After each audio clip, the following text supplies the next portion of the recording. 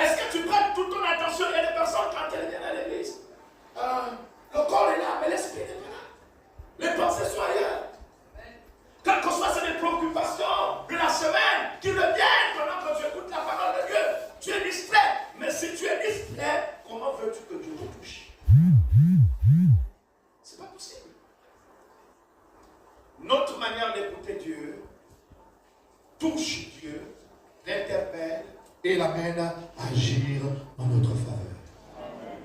Dans l'église, qui ont une responsabilité, qui ont compris que ce n'est pas seulement l'affaire du pasteur, mais moi j'ai quelque chose à faire.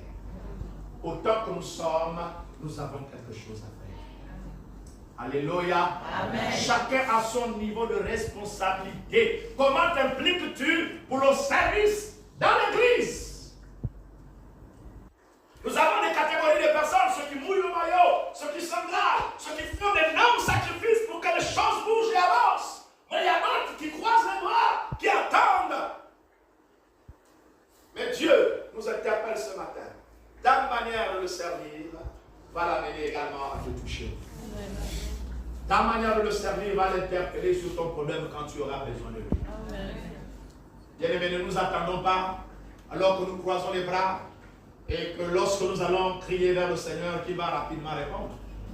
Si vous êtes de si un mouille le maillot, l'autre ne mouille pas le maillot, la première personne que Dieu va honorer, c'est celui qui mouille l'eau.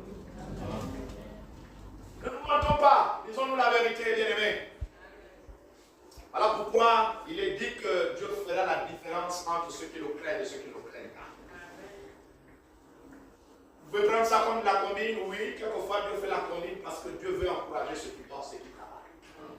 Comment ce matin? Amen. Alléluia. Amen. Bien aimé, c'est très important. Vous avez besoin d'être sensible et de rendre votre foi sensible. Car il est écrit dans Romains 17, ainsi la foi vient de ce qu'on entend. Et ce qu'on entend vient de la parole de Christ. Ce matin, vous entendez la parole, mais que cette parole suscite de la foi et de la confiance dans votre cœur. La confiance en Dieu. Et que cela suscite l'inspiration qui vous amènera à poser l'acte qui va déclencher le miracle dans votre vie. Amen. Oui, bien-aimés, sachez-le.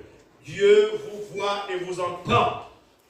Lorsque vous priez conformément à sa volonté, la chose que vous demandez, vous la recevrez déjà. Alléluia. Amen. Si vous souhaitez vivre une faveur particulière, cela nécessite de vous arrêter à un moment donné, d'écouter la voix de l'esprit et de ne pas écouter la voix de la foule. Parce que quand vous êtes là, il y a la foule qui peut murmurer. L'ennemi peut murmurer.